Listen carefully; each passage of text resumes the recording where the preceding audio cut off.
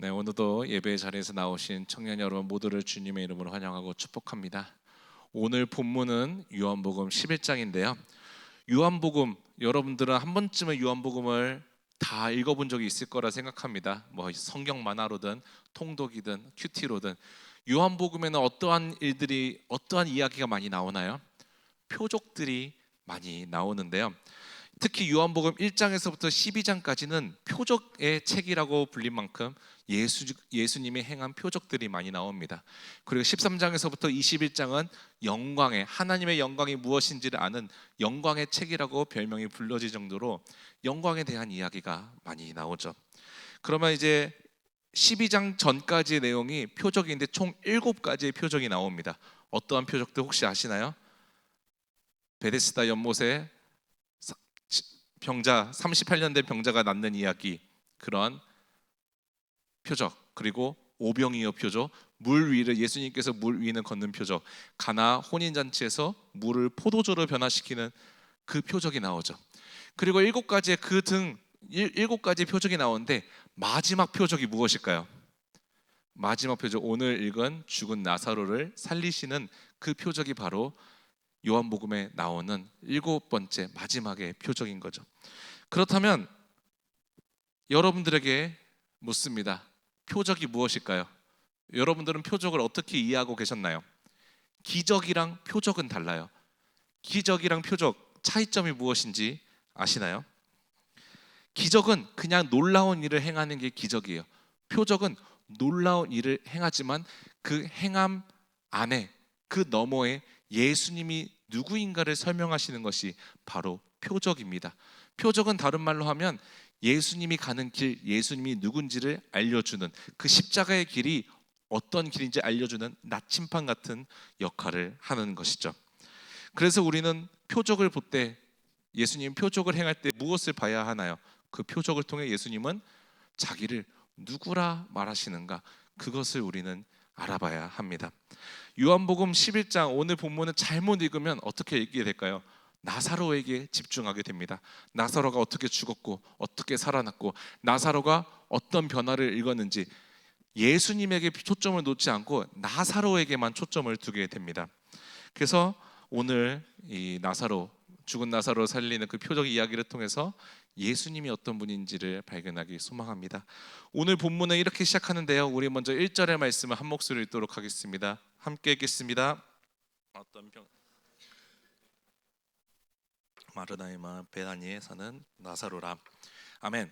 오늘 본문은 시작은 아주 조용하고 무거운 이야기로 시작하는데요.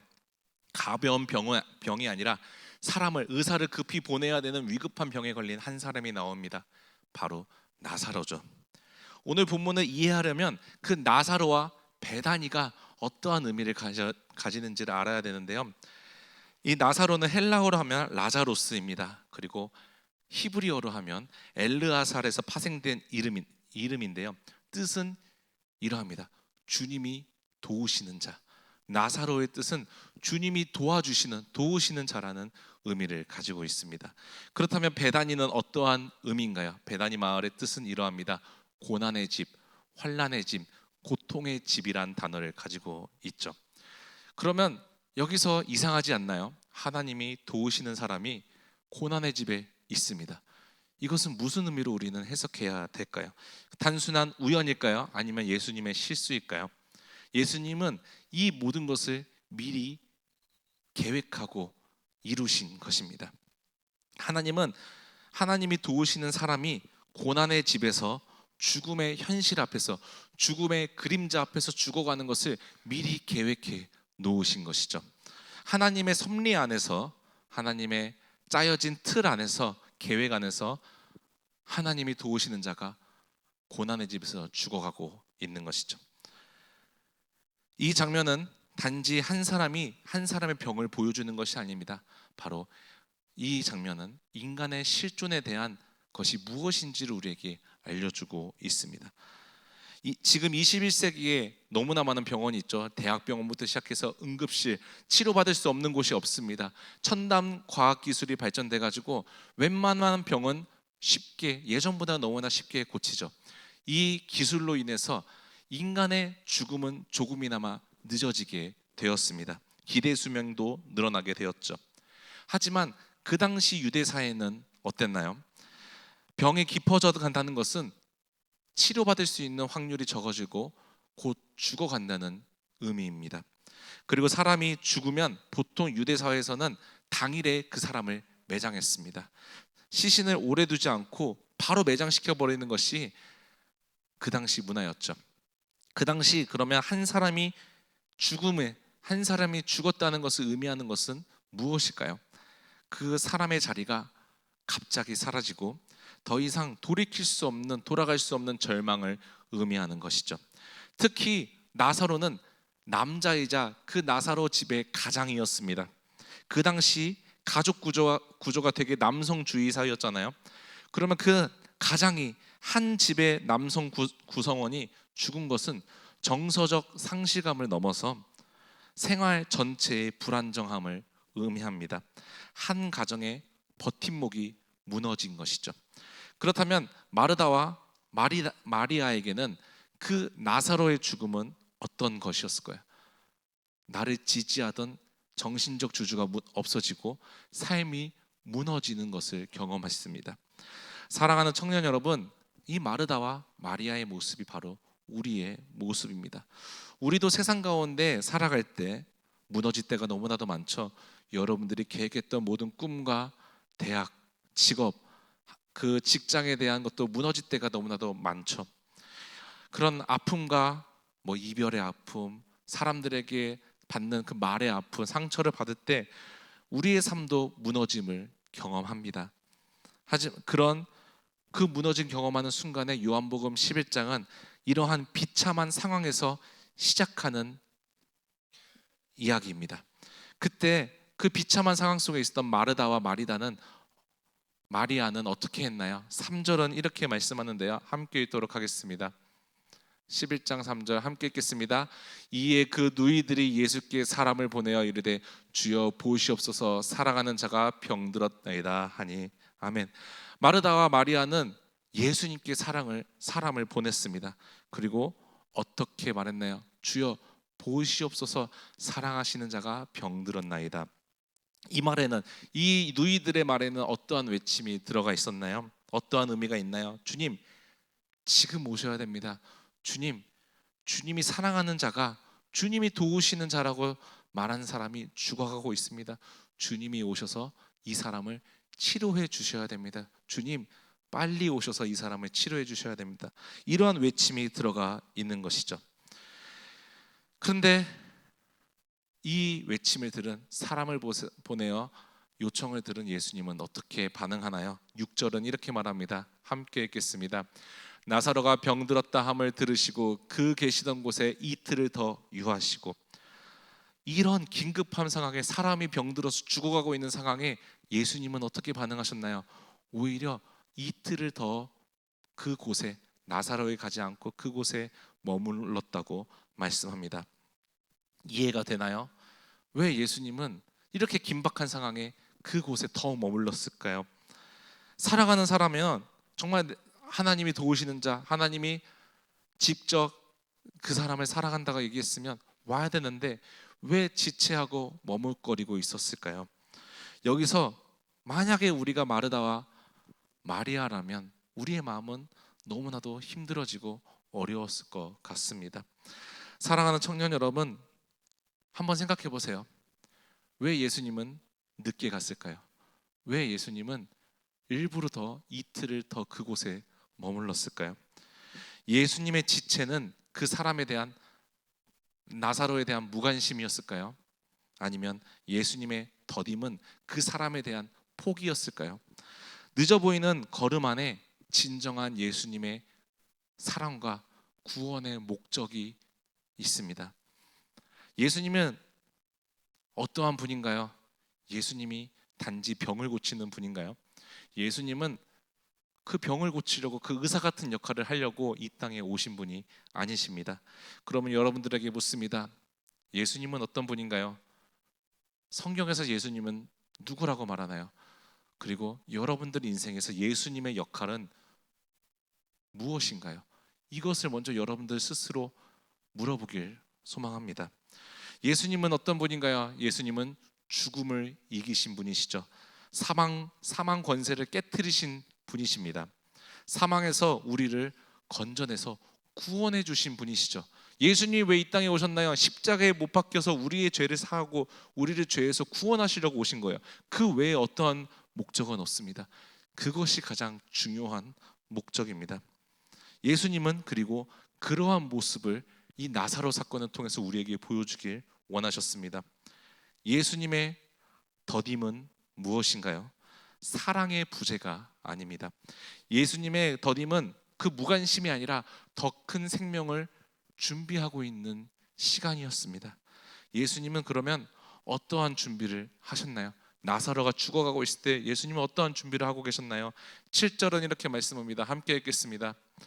그 후에 제자들에게 이르시되 유대로 다시 가자 하시니, 예수님은 왜 이틀을 더 지체하셨을까요? 그곳에 유하셨을까요? 나사로가 완전히 죽기까지 기다리신 것입니다. 병 들어가서 죽음의 그림자가 가까울 때 예수님은 그 나사로를 확실히 죽을 때까지 기다리신 것이죠. 나사로가 죽자 예수님은 뭐라고 말씀했나요? 제자들에게 유대로 다시 가자. 유대로 다시 가자라고 말씀하셨습니다. 나사로가 죽었는데 나사로에게 가지 않고 예수님은 유대 땅으로 가자고 말씀하셨습니다. 그 말을 들은 제자들은 어떻게 반응했나요? 다 함께 8절 읽도록 하겠습니다. 함께 읽겠습니다. 제자들이 말하되 랍비여, 방금도 유대인들이 돌로 치려 하였는데 또 그리로 가시려 하나이까. 아멘. 유대는 어떠한 곳인 제자들은 너무나도 잘 알았습니다. 유대는 어떠한 곳인가요?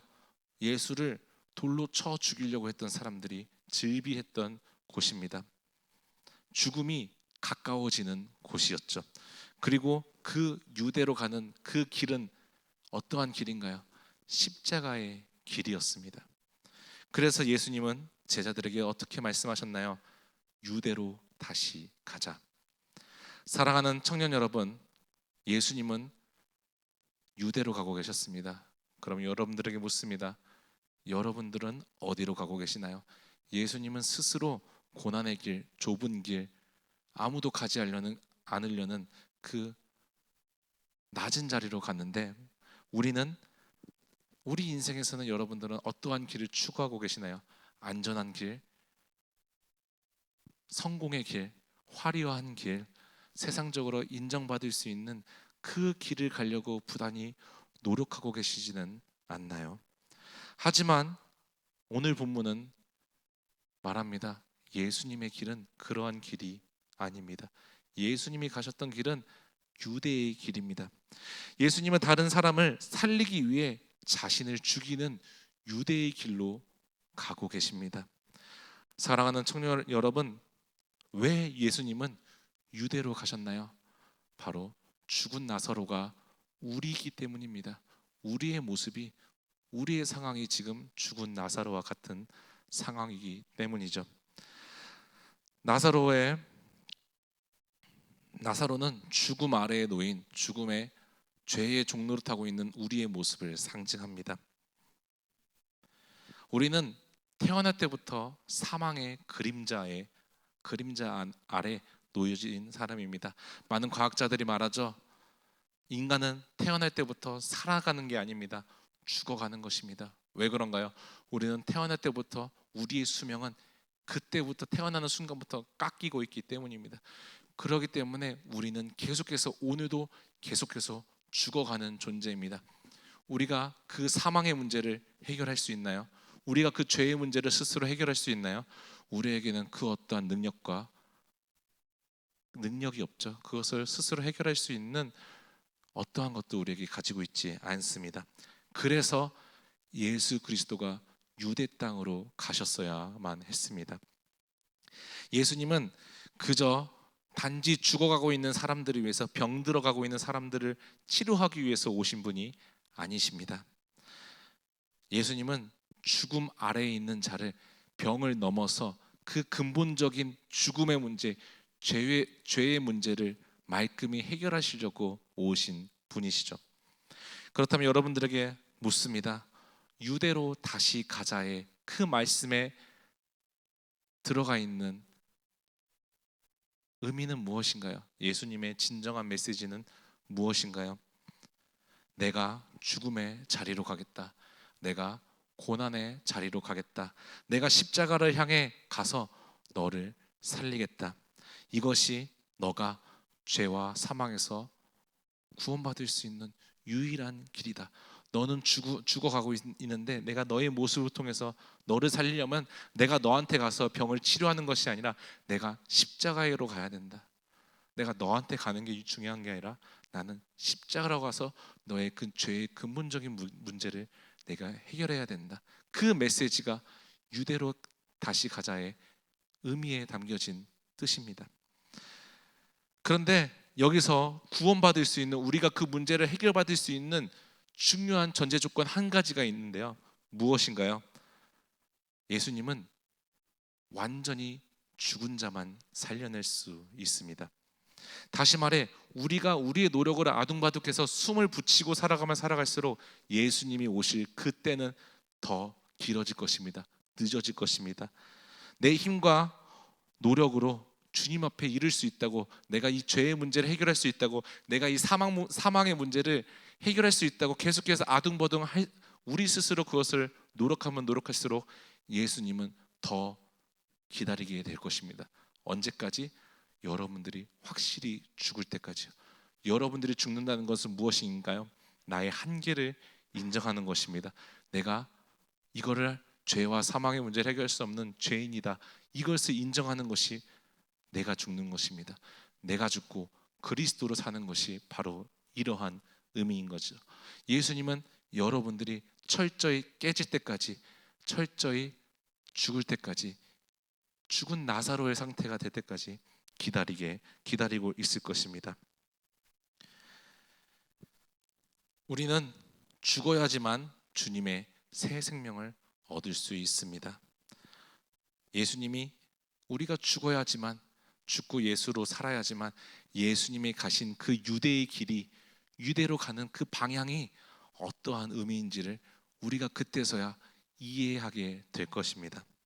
그래서 예수님이 나사로가 죽을 때까지 기다리신 것입니다. 그래야지만, 우리가 그것을 경험해야지만 십자가가 그냥 감동적인 이야기에서 끝나는 것이 아니라 나를 살리기 위한 유일한 구원의 길임을 우리가 깨닫게 될 것입니다. 이것이 바로 복음입니다. 나사로는 나중에 예수님의 표적으로 살아나게 되는데요. 나사로를 살리기 전에 이미 예수님은 십자가의 길로 가신 것입니다.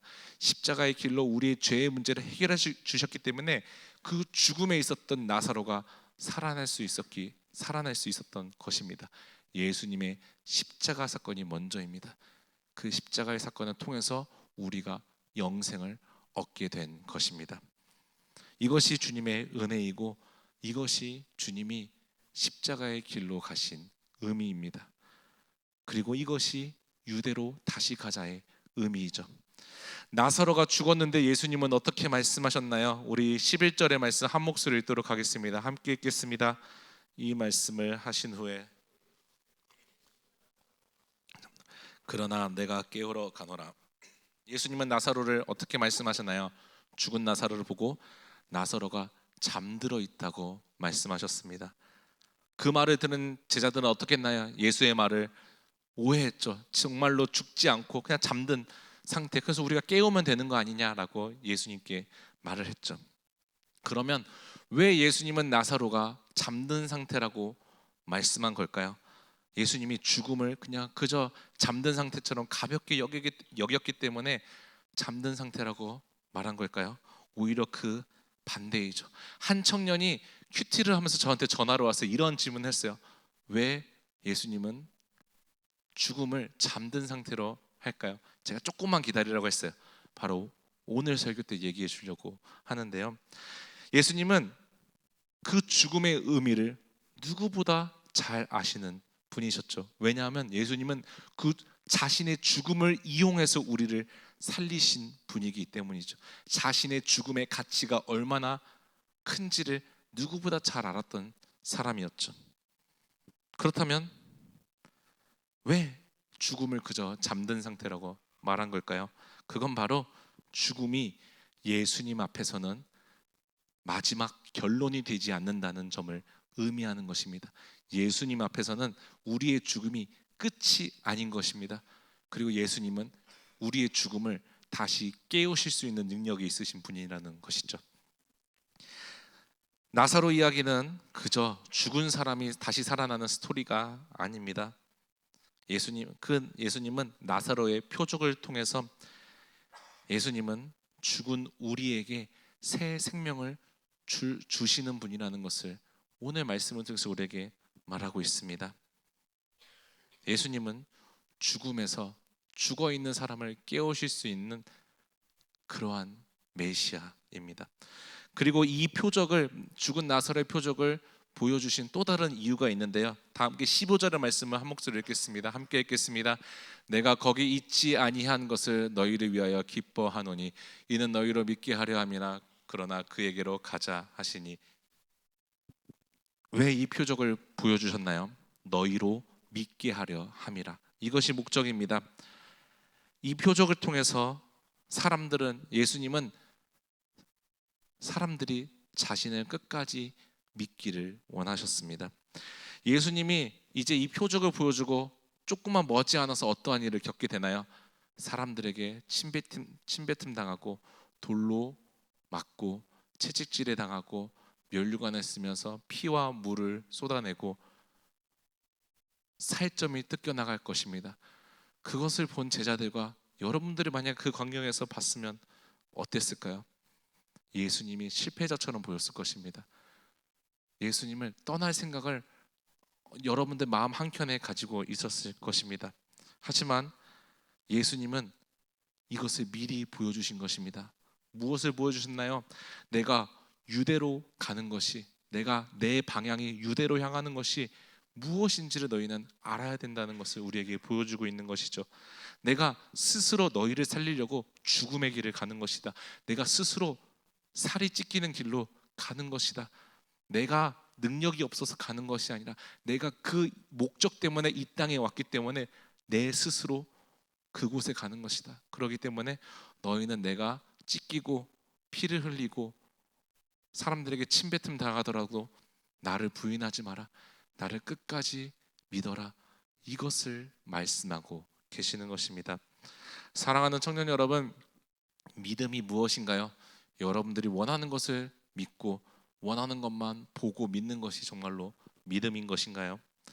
내가 보기에는 늦어 보이고 위험하고 패배자처럼 보이고 돌아가는 길이라도 그 길이 주님의 길이라면 결국 그 길은 생명의 길임을 믿게 되는 것이 바로 믿음인 줄 믿습니다.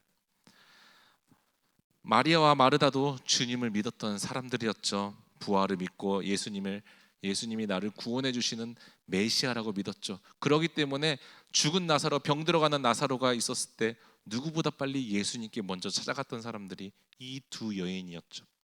하지만 그 나사로가 죽어가는 모습을 보자 어땠나요? 결국 눈에 보이는 현실 앞에서 마리아와 마르다도 흔들렸던 것이었습니다. 죽어가는 나사로를 보고도 이틀 더 그 자리에 머무시는 예수님을 보고 그 둘은 시험에 들었습니다. 많은 실망감을 예수님께 표출했죠. 내 삶을, 여러분들도 마찬가지입니다. 여러분들이 예수님을 구하면 구할수록 여러분들 앞에서 예수님은 침묵할 수도 있습니다. 그 상황에서 여러분들은 마리아와 마르다처럼 실망하지 않을 확신이 있으신가요? 우리는 주님의 방향이 이해되지 않을 수도 있습니다. 주님은 여기로 와야 되는데 반대쪽으로 가는 것처럼 그 주님의 방향이 이해되지 않을 수도 있죠. 하지만 우리가 죽어야지만 주님의 방향이 어디로 향해 가는지, 주님의 방향이 어떠한 곳인지를 깨닫게 될 것입니다. 그리고 우리가 죽어야지만 그 길을 발견할 수 있는 것이죠. 그리고 우리를 살릴 수 있는 것입니다. 여러분들은 그러한 시간을 겪고 계신 분들도 있을 것입니다. 하나님이 침묵하는 시간, 하나님이 나를 버린 것 같은 시간처럼 느껴질 때도 있죠. 계속해서 그 시간을 계속해서 하나님 앞에서 처절하게 외치면서 기도해 보십시오. 그러면 여러분들에게서 무엇이 깨달을 것 같습니까? 여러분들의 한계성을 깨닫게 될 것입니다. 여러분들의 유한성을 깨닫고 여러분들이 이 앞에서 하나님의 시간 앞에서 할 수 있는 것은 아무것도 없다는 것을 깨닫게 될 것입니다. 여러분들의 연약함을 깨닫게 됐고, 내 인생의 중요한 것은 지름길로 가는 것이 아니라 예수님의 십자가의 길이 무엇인지를 아는 것이 너무나 중요하다는 것을 여러분들의 인생 가운데 깨닫게 될 것입니다.